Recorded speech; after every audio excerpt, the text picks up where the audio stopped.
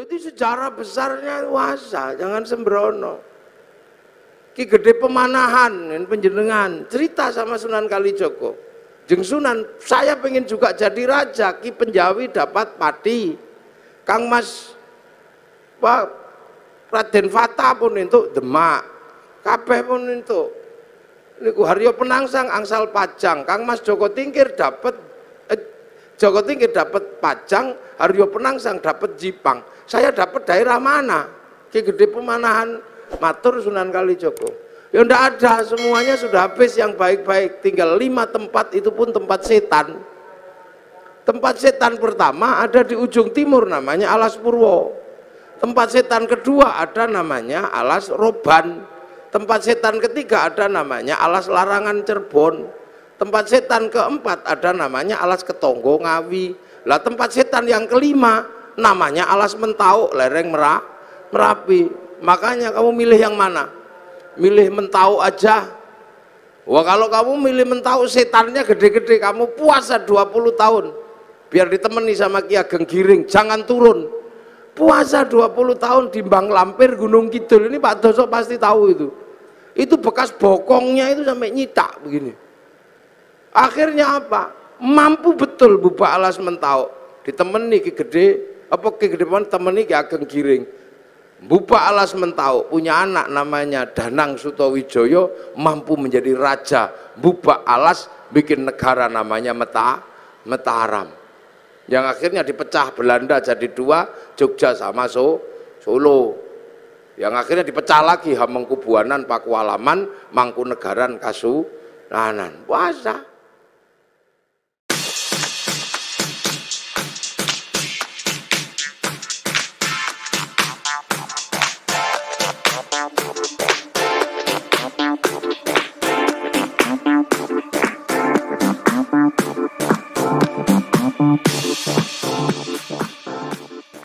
Bismillah, alhamdulillah, wassalatu wassalamu ala rasulillah Sayyidina Muhammad ibn Abdillah wa ala alihi wa ashabihi wa azwajihi wa dhurriyyatihi wa ahli baitihi wa man tabi'ahum bi ihsan ila yaumil qiyamah. Bapak Dirut, Pak Doso, berarti anak ke-10. Doso itu sedoso. Itu biasa di Jogja anak ke-10 dikasih nama Doso. Anak ke-10, Doso Agung, berarti 10 keluarga besar bersaudara. Bapak Komisaris Utama, Bapak Heri Bowo, dan seluruh jajaran komisaris dan direksi, karyawan, pelindo, hadirin al hadirat yang berbahagia. Ini alhamdulillah tadi disampaikan oleh Pak Heri Bowo, Pak Komut, Pak halal bihalal ini adalah prestasi orang Nusantara membuat Islam jadi indah. Jadi Islam itu jadi indah karena kepinterannya orang Indonesia. Puasa itu sebenarnya ya yang penting nggak makan dari sebelum subuh sampai maghrib, itu aja intinya, nggak makan, nggak minum, nggak jawil-jawil, intinya cuman itu. Tapi orang Indonesia jadi pintar, jadi indah, karena Indonesia ini mataharinya jarang dilihat tumbuhnya secara langsung karena terhalang oleh pohon, maka di Indonesia muncul tradisi imsak. Imsak itu karena mataharinya nggak kelihatan. Di Arab nggak ada begitu, karena Arab itu kalau matahari muncul langsung kelihatan. Di sini juga puasa itu jadi indah, karena puasa orang sini lebih berat dari orang Arab. Orang Arab kalau puasa keluar rumah lihat padang pasir, nggak ada orang pengen makan padang pasir. Tapi orang sini keluar rumah lihat jambu, lihat belimbing, Maka para kiainya daripada kamu gak khusyuk kalau puasa, sebaiknya tidur aja. Maka kemudian setelah itu tidur, dikasih dalil naumuso imin ibadatun, tidurnya orang puasa itu ibadah. Nah, karena tidur terus akhirnya kiainya sepi, maka kiainya pergi ke pasar cari mercon. Akhirnya puasa di Indonesia muncul mercon dar-dor dar-dor. Maka ndak usah heran kalau ada puasa kok merconnya banyak, itu khas Indonesia. Terus kalau malam ada sahur, bahkan sekarang ono sahur ora sahur sak karepmu ono. Nah, itu kehebatan orang Indonesia. Terus selesai puasa halal kayak gini nih, minta maaf. Di Arab sana nggak ada orang kenal tetangga. Nah, di sini bebeknya nelek di halaman tetangganya. Maka saling memaafkan, kerja di pasar, biasalah, itu khas Indonesia. Kenapa? Karena puasa ini harus disyukuri. Berbahagialah orang yang berpuasa dan mau menjalankan puasa. Karena puasa ini nggak main-main. Ibadah yang Allah bikin alasan itu puasa. Karena puasa itu seperti penyiksaan, nggak makan, nggak minum, nggak penyiksaan. Tapi Allah kasih alasan. Puasa ini bukan kamu saja, tapi orang dulu juga tak suruh puasa. Kama kutiba 'alal ladzina min qablikum, seperti orang dulu. Jadi puasa ini bukan sampean aja yang disuruh. Seluruh manusia dari zaman bahula itu disuruh puasa. Makanya puasa ini ibadah yang paling terkenal. Karena puasa ini ibadah kuno, kurikulum lama. Ibarat sekolah, kurikulum yang nggak pernah hilang itu berhitung. Matematika itu nggak pernah hilang kurikulumnya. Puasa itu juga sama, kurikulum kehidupan yang nggak pernah dihilangkan oleh Allah. Semenjak zaman Nabi Adam sampai Nabi Muhammad. Nabi Adam itu puasa juga. Sehari di bulan tanggal 13, 14, 15 rembulan. Itu puasa. Terus 27, 28, 29 akhir bulan. Namanya puasa Ayyamus Sud. Kalau hari terang puasa Ayyamul Bid. Nabi Idris juga puasa. Dikenal dengan puasa tanpa nyawa. Bila roh. Makanan tidak ada nyawanya, tanpa ikan, nasi mutih nih cara orang sekarang. Nabi Dawud juga puasa, sehari iya sehari enggak. Nabi Musa sebelum naik gunung Tursina puasa. Nabi Ibrahim puasa. Nabi Isa diajari puasa. Nabi Muhammad juga masih diajari puasa. Dan Nabi Muhammad dikatakan oleh Allah, kama kutiba 'alal ladzina min qablikum, seperti orang dulu. Makanya puasa ini dikenal semua manusia, bahkan semua agama kenal puasa. Itu uniknya puasa. Dulu ada agama kuno, sekarang punah agama itu, namanya agama Zoroaster. Nabinya Zarathustra, ajarannya nihilisme. Kalau orang Jawa bilangnya suwung. Itu Tuhannya dua, Tuhan terang namanya Ahriman, Tuhan gelap namanya Ahura Mazda. Nah, dua Tuhan ini suka kelahi, suka usil. Tuhan terang penguasa matahari, Tuhan gelap penguasa rembulan. Kalau dua Tuhan ini kelahi, Tuhan terang kok kalah gerhana matahari. Orang Zoroaster puasa 3 bulan. Kalau Tuhan gelap kalah gerhana matahari, puasa 40 harian gitu. Puasa. Ini orang Zoroaster. Cuman agama Zoroaster itu punah. Berganti menyembah api. Yang akhirnya di dalam Al-Quran dikenal dengan Majus atau Majusi. Cuman agama Majusi ini punah juga. Karena raja terakhir Majusi namanya Rustum yang ada di Persia sana masuk Islam.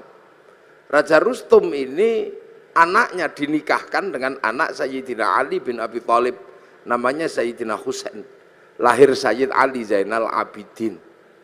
Nah, karena masuk Islam kemudian orang Majusi tidak lagi menyembah api. Cuman orang Majusi kalau menyembah api, apinya ditaruh di bangunan tinggi panjang, itu namanya manaro. Sehingga kemudian setelah nyembah Allah, apinya dibuang, manaronya ditaruh di depan masjid. Akhirnya masjid orang-orang ex-Majusi punya manaro. Begitu seluruh kaum muslimin lihat masjid orang Persia punya manaro, kok bagus, maka kemudian seluruh kaum muslimin berlomba-lomba bikin manaro di depan masjid, yang akhirnya sampai Surabaya jadi menoro. Nanti puasa. Lu ini Islamnya begitu. Kalau masjid khas Arab yang asli ya kotak tutupnya pelepah kurma. Menoro itu, menara itu dari tradisi Majusi dulu. Kubahnya itu ketika Islam ketemu dengan Nasrani yang di Konstantinopel, kemudian punya masjid ada kubahnya itu sumbangan dari gereja dulu. Makanya kubah masjid sama kubah White House itu sama, kubahnya istananya Presiden Amerika aja sama kubah. Lah itu orang Majusi. Orang Hindu juga disuruh puasa. Jadi Hindu juga mengenal puasa, namanya upawasa. Upawasa itu enggak makan, enggak minum, enggak menyentuh perempuan. Untuk persiapan muksa. Muksa itu mati terbaik ala Hindu, hilang raga dan sukmanya, hanya bisa dilakukan oleh orang Brahmana. Kalau orang kesatria nggak bisa hilang, maka dibakar, dingaben. Kalau di bawahnya ada kasta namanya Wisya, pegawai negeri. Nah, sampean-sampean pegawai ini kastanya Wisya, itu dibakar matinya kalau sudah punya uang. Kalau belum punya uang nabung dulu. Nah, di bawahnya ada sudra. Sudra ini petani, pedagang, itu sudra, tukang las, itu sudra. Nah, di bawahnya ada kasta namanya paria, pengemis. Ini matinya nggak ada yang ngurus. Di bawahnya ada kuca. Kuca ini tukang ngutil. Jadi hidupnya ngentit. Apa itu? Tukang motong bansos lah kalau ininya.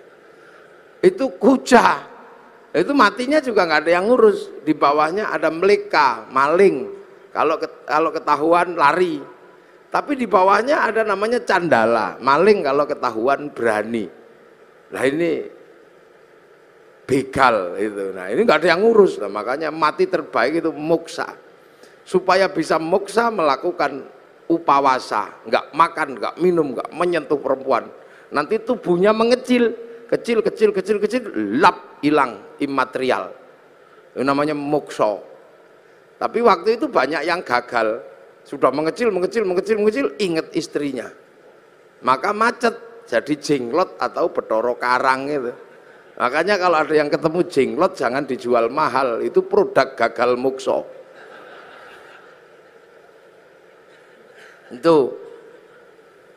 Itu asalnya begitu. Makanya dulu terus orang-orang di sini mengambil ajaran yang lebih mudah, bukan menahan hawa nafsu tapi ngumbar hawa nafsu. Namanya ajaran Bhairawa Tantra. Itu upacaranya namanya pancamakara, laki perempuan utuh kabeh melakukan hubungan seks bebas sak mblengere. Sisane sekarang di Gunung Kemukus Boyolali. Terus minum arak sak mblengere itu. Perutnya biar kenyang, kasih makan makanan termasuk tumpeng. Nanti biar kalau sukmanya pergi, tubuhnya masih ada, namanya ngerogo sukmo, kasih makan daging manusia, maka tukul sumanto. Akhirnya orang di sini mampu punya ilmu ngerogo sukmo. Sukmane pergi diajak nyolong, namanya ngepet. Sukmanya pergi diajak mateni wong, namanya santet. Dijak mencintai perempuan, namanya pelet. Itu kuat sekali ajaran itu. Sehingga dengan ajaran Bhairawa melalui lautan Kertanegara sanggup menaklukkan Mongolia, menjadi negara terkuat di dunia, penakluk 2/3 dunia. Itu karena penganut Bhairawa. Itu Pelindo sekarang lah, pakai pelayaran. Itu makanya dulu terus paling berat itu Islam masuk ngadepi yang ini. Maka didatangkan ulama Persia namanya Sayyid Samsuddin Al-Baqir Al-Farsi, tapi lidah Jawa, lidah Hono Coroko, maka nyebut Sayyid Samsuddin Al-Baqir Al-Farsi meleset jadi Syekh Subakir gitu. Lidah susah orang Jawa. Sayyid Jamaluddin Al-Husaini Al-Kabir jadi Syekh Jumadil Kubro. Karena lidah Hono Coroko itu kan susah. Alhamdu keluarnya Al-Kamdu. Ya Hayu ya Qayyum ya Kayuku ya Umu. Robbil Alamin keluarnya Robbil Ngalamin karena punyanya Mogo Botongo. Gak punya dot, punyanya lo, maka Ramadan keluarnya Romlan. Nah, makanya orang-orang ini datangkan Syekh Subakir ini ngadepi orang Bhairawa. Nah, orang Bhairawa akhirnya lari ke Banyuwangi sana. Dipimpin Menak Sembuyu Bajul Sengoro. Nah, di sana diajar sama muridnya Syekh Subakir namanya Maulana Ishaq. Makamnya di Kemantren Lamongan itu. Akhirnya Menak Sembuyu nyerah, anaknya yang perempuan dikasihkan sama Mbak Ishaq, lahir Raden Ainul Yakin Sunan Giri, makamnya Gresik. Maka orang Bhairawa hilang, lari ke Bali. Tapi lama-lama tumbuh lagi orang Bhairawa di Kediri, nyembah patung Totok Kerot di daerah Pagu Pamenang, tempat moksanya Joyoboyo. Diajar sama Sunan Bonang, akhirnya nyerah. Lah begitu nyerah, ya sudah, kamu muternya tetap gak apa-apa, laki perempuan tapi jangan nudo, pakai baju. Arak diganti teh, kopi atau air putih. Tumpeng karena itu halal nasi gak apa-apa. Ingkung manusia diganti ingkung pitik. Mantra Ngrogo Sukmo diganti kalimat tauhid la ilaha illallah. Makanya kemudian ada Indonesia punya tradisi tumpengan. Itu yang dandani namanya Sunan Bonang. Nah, Sunan Bonang mengajarkan kepada Sunan Kalijogo muridnya untuk disebarkan di seluruh Jawa. Sunan Kalijogo mengajarkan pada muridnya namanya Sunan Geseng. Sunan Geseng mengajarkan pada muridnya namanya Mbah Abdul Halim Pangeran Benowo Surabaya sini. Mbah Benowo mengajarkan pada Mbah Abdul Rahman Pangeran Sambulasem, diajarkan kepada Mbah Jabar Tuban, diteruskan oleh muridnya namanya Mbah Sufyan Tuban, teruskan muridnya Mbah Abdul Halim Boyolali, punya murid Mbah Abdul Wahid Solotigo, punya murid namanya Mbah Khairon Purwodadi, punya murid Mbah Asy'ari Jombang. Nah, itu Jombang lagi punya putra Kiai Hashim Asy'ari, maka pengikut Kiai Hashim Asy'ari tidak alergi sama tumpeng. Nah, ini berhubung orang Jombang mesti saya jelaskan. Jadi halal bihalal Jombang, tumpeng juga Jombang. Jadi biar Jombang itu ngertinya nggak cuman besut, manjamino. Jadi puasa. Makanya karena upawasa itu nggak makan, nggak minum, nggak menyentuh perempuan. Makanya ketika Islam datang membawa tradisi nggak makan, nggak minum, nggak menyentuh perempuan, namanya Syahrus Siam, kok seperti upawasa. Maka orang Indonesia menyebutnya bulan puasa. Jadi kalau sampean pengen tahu kenapa Ramadan kok disebut bulan puasa, karena dulu ada namanya upawasa, nggak makan, nggak minum, nggak menyentuh perempuan. Makanya kemudian Syahrus Siam disebut bulan puasa karena dulu upawasa. Orang Buddha itu juga pelajaran puasanya ada. Ketika ingin mendapatkan kesempurnaan menuju nirwana, itu puasa di bawah pohon bodhi, pakai kain selempang, tidak pakai daleman. Itu waktunya tidak terbatas sampai mendapat pencerahan. Agama besar Yahudi juga puasa. Kalau peringatan Yom Kippur mereka puasa. Nasrani juga diajari puasa. Kalau hari Jumat Agung menjelang Paskah juga puasa.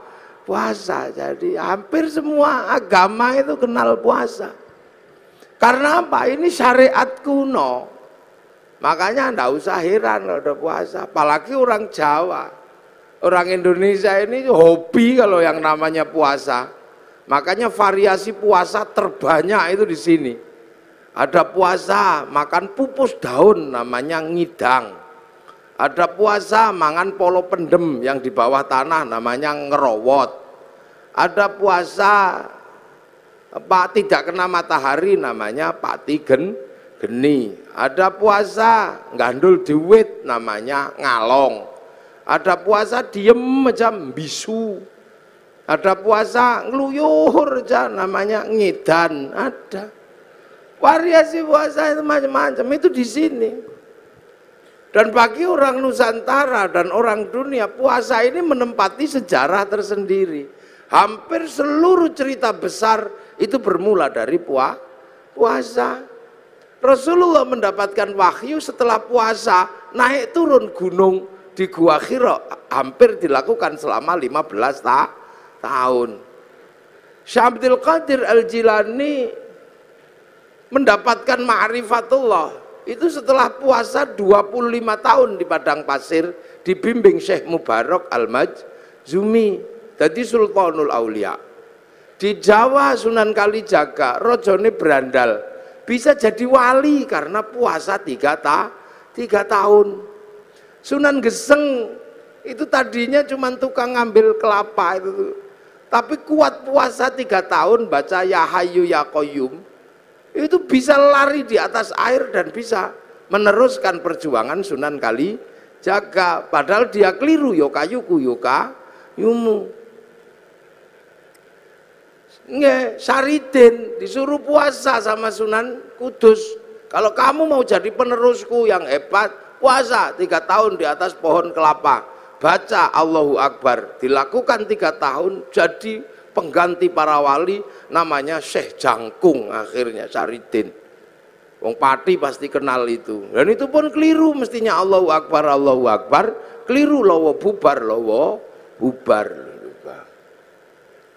Jadi sejarah besarnya puasa, jangan sembrono.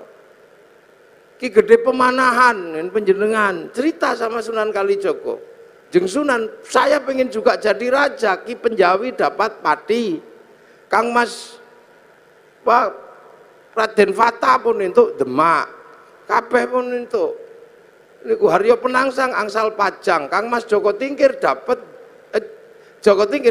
Pajang, Haryo Penangsang dapat Jipang. Saya dapat daerah mana? Ki Gede Pemanahan matur Sunan Kalijogo. Ya ndak ada, semuanya sudah habis yang baik-baik, tinggal 5 tempat, itu pun tempat setan. Tempat setan pertama ada di ujung timur namanya Alas Purwo. Tempat setan kedua ada namanya Alas Roban. Tempat setan ketiga ada namanya Alas Larangan Cirebon. Tempat setan keempat ada namanya Alas Ketonggo Ngawi. Lah tempat setan yang kelima namanya Alas Mentau lereng Merapi. Makanya kamu milih yang mana? Milih Mentau aja. Wah, kalau kamu milih Mentau, setannya gede-gede, kamu puasa 20 tahun biar ditemani sama Ki Ageng Giring, jangan turun. Puasa 20 tahun di Bang Lampir Gunung Kidul, ini Pak Doso pasti tahu itu. Itu bekas bokongnya itu sampai nyitak begini. Akhirnya apa?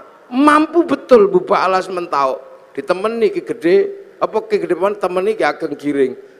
Buka Alas Mentau, punya anak namanya Danang Sutawijoyo, mampu menjadi raja. Buka Alas, bikin negara namanya Mataram. Yang akhirnya dipecah Belanda jadi 2, Jogja sama Solo. Yang akhirnya dipecah lagi Hamengkubuanan, Pakualaman, Mangkunegaran, Kasunanan. Puasa. Itu Ki Ageng Pengging pengen punya anak jadi raja, suruh puasa sama Sunan Kalijaga 7 tahun. Akhirnya punya anak namanya Joko Tingkir jadi Rojo Pajang. Puasa. Calon Raja Mataram itu ada yang nggak mau jadi raja karena takut kalau jadi raja tidak alim. Maka dia keluar dari kerajaan, namanya Raden Bagus Harun. Menempuh perjalanan spiritual, puasa 7 tahun di daerah Ponorogo, Kampung Pagotan, di samping sumur. Yang sumurnya itu akhirnya ditirakati selama 7 tahun. Tahun ke-7 sumurnya itu naik airnya 7 meter. Tanggal 27 Ramadan. Aku dapat Lailatul Qadar. Maka sumurnya dikatakan dengan nama sumur Sewu Wulan, Karena sumur 1000 wulan maka kampungnya sekarang disebut kampung Sewulan di belakang pabrik gula Pagotan itu. Nah, Raden Bagus Harun akhirnya punya anak perempuan galaknya luar biasa, dikenal dengan nama Nyi Ageng Alap-alap. Kalau ngamuk naik di atas pohon. Dinikah Raden Santri, punya anak namanya Mbah Maktum. Nikah punya anak Mbah Maklum, nikah punya anak Mbah Tafsir Anom, nikah punya anak Mbah Qolyubi, nikah punya anak Mbah Ilyas. Mbah Ilyas menjadi kandepak pertama di Surabaya. Punya anak perempuan galak namanya Nafiqoh, dinikah sama Kiai Hasyim Asy'ari, punya anak Kiai Wahid Hasyim, nikah sama Nyai Solikah binti Bisri Sansuri Jombang, punya anak Abdurrahman Wahid. Bener-bener terjadi seorang ulama jadi presiden walaupun 2 tahun luwung. Cara puasa. Lu makanya kayak Lirboyo itu, pondok besar Lirboyo itu ketika Kiai Mbah Manap mau mendirikan Lirboyo, wong itu pusatnya berandal, suruh puasa, ngerowot, jangan makan yang di atas tanah, makan umbi-umbian. Dijalankan selama 56 tahun. Makan uwi, tahu uwi? Ngerti nggih uwi? Uwi umbi-umbian gede itu. 56 tahun makan uwi, sampai akhirnya uwinya hilang, dicuri gendruwo. Nah, akhirnya diganti gadung sama Mbah Manap, akhirnya gadungnya dicuri gendruwo. Akhirnya karena makan gendruwo, gendruwonya makan gadung, akhirnya jam 12 malam gendruwonya mendem. Wangin ribut terjadi di Lirboyo, pondoknya ambruk karena ada gendruwo makan gadung. Akhirnya sama Mbah Manap dikasih minum minyak jarak, terus sembuh. Kasih tugas nimba untuk air mandinya santri, pakai singgot pring panjang, itu nyinggot namanya. Nah, maka di Lirboyo dulu zaman mondok, sampean kalau tahu itu ada kriat-kriut itu gendruwo nimbo. Nah, tapi sekarang gendruwonya pensiun karena Lirboyo sudah punya sanyu. Sudah pensiun. Dua besar. Yo. Makanya di Jogja ada orang menempuh jalan puasa. Namanya Sukirah, ini Pak Doso ya. Sukirah ini perempuan biasa, tapi punya cita-cita pengen punya anak jadi raja. Padahal bukan tetangganya raja. Istri raja juga bukan, maka tetangganya olok-olok, paling anakmu nanti jadi presiden, jadi raja deh ketoprak. Tapi Bu Sukirah nekat puasa 9 bulan sambil ya Allah, ingin punya jadi raja ya Allah. Itu 9 bulan anaknya lahir, laki-laki keriting jemblok itu, dikasih nama Soeharto, itu jadi presiden 32 tahun. Nah, itu makanya dulu jalan puasa ini banyak ditempuh oleh nenek moyang kita. Pengen istri cantik kok ditolak. Orang dulu puasa. Masuk masjid kalau santri baca ya Rahmanu ya Rahim. 7 hari 7 malam, I love you. Lah ya, kalau nggak mau ya Rahmanu ya Rahim, ya cari pohon besar, bawa beringin di kantor Pelindo itu. Baca sunah mata kaji ajiku jaran goyang, ya I love you sama saja, yang penting puasa. Lu puasa ini menghasilkan energi yang luar biasa. Ini yang kadang manusia akhir nggak ngerti. Makanya ayam aja ngerti, kalau pengen neteskan telur puasa 21 hari. Nanti ayam netes. Ulet itu kalau pengen terbang dia puasa, jadi kepompong. Ngepompong dulu baru terbang jadi kupu. Ular itu kalau mau melungsungi ya puasa, nanti kulitnya ganti lebih mudah lagi. Makanya kita berdoa semoga puasa kita seperti puasa kupu-kupu, puasanya ulet, habis jadi kepompong terbang jadi kupu. Jangan kayak puasanya ular, setelah puasa tetap aja keluar ular. Sekali ulo tetap ulo, itu jangan. Puasa. Dukun-dukun bayi dulu itu bodoh-bodoh, ndak pinter, cuman yok lokuato. Tapi puasanya kuat ya brul gitu ya keluar. Dan puasa ini nggak pandang bulu, dibikin baik ya mandi, dibikin jelek ya mandi. Makanya dukun-dukun santet itu kalau puasanya kuat, santetnya ya teksek. Bahkan orang cari nomor juga puasa. Loh, ini puasa ini menempati ranking tersendiri. Makanya orang-orang tua dulu hobi yang namanya puasa itu. Kalau punya hajat atau besar, puasa deh, puasa. Hasil, saya pernah punya pengalaman orang naik daftar tentara nggak keterima. Oh, ini angkatan laut. Daftar angkatan laut itu nggak keterima karena tingginya kurang 5 cm. Udah daftar kemana-mana nggak keterima. Akhirnya saya suruh puasa 3 hari.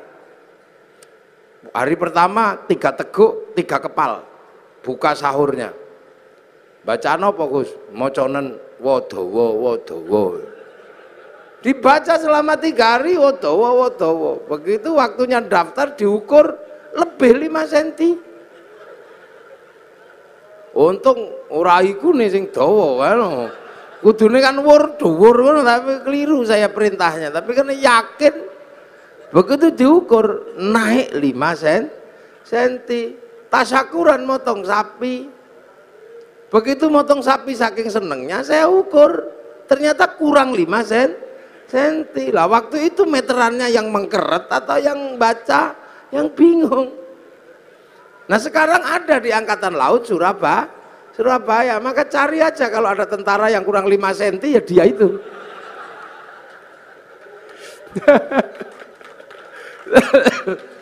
Ini puasa. Makanya nenek-nenek moyang kita kuat-kuat.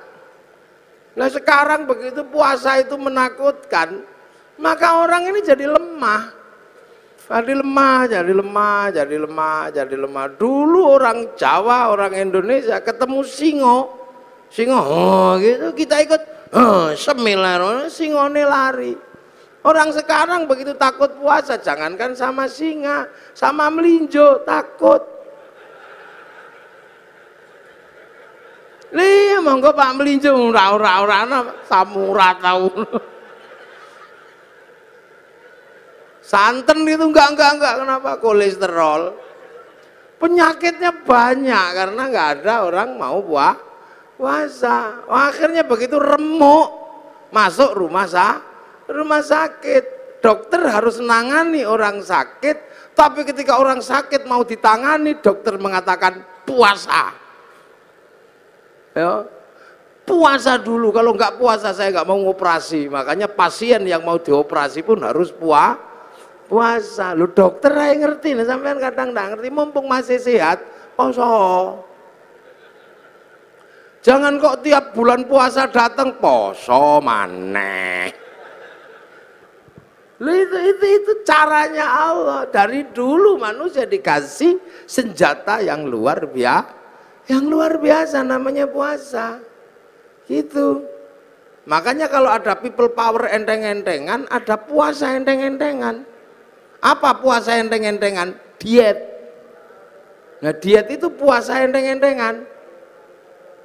Kan Pak Amin kan mengatakan ada people power enteng-entengan. Nah puasa enteng-entengan juga ada, namanya diet. Karena kalau diet kenemenen dead.